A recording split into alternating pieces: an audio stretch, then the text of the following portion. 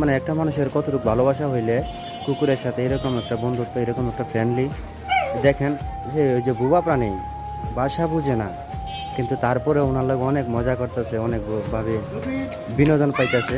কিন্তু দেখে আমি মুগ্ধ, এই জন্য আমার ভিডিওটা করা। কিন্তু ভিডিওটা না করে আমি পারতেছি না, এই জন্য আমার ভিডিওটা আমি করলাম। যে দেখেন একটা ব্রুবা প্রাণীর সাথে মানে কতটুকু মন মানসিকতা ভালো হইলে একটা ব্রুবা প্রাণীর সাথে এরকম একটা সুমধুর একটা সম্পর্ক হয়। দেখেন এই যে ভাইয়ের সাথে একটা কুকুরের একটা সম্পর্ক, সুমধুর একটা সম্পর্ক, এটা দেখতে কিন্তু বোঝা যায় ভাই। আসলে কুকুরও বুঝে কারে ভালোবাসতে হয় আর কারে ভালোবাসতে হয় না। ভাইয়া আপনি কোনো কিছু বলবেন একটু দয়া করে? আসলে কুকুর নিয়ে মানুষের যে ভীতি আছে সেটা পুরোপুরি যদি একটু আদর করা যায়, হ্যাঁ তাহলে কুকুর সেটা 10 গুণ ফিরিয়ে দেয়। হ্যাঁ, মানে 10 গুণ ভালোবাসা ওরা ফিরিয়ে দিতে জানে।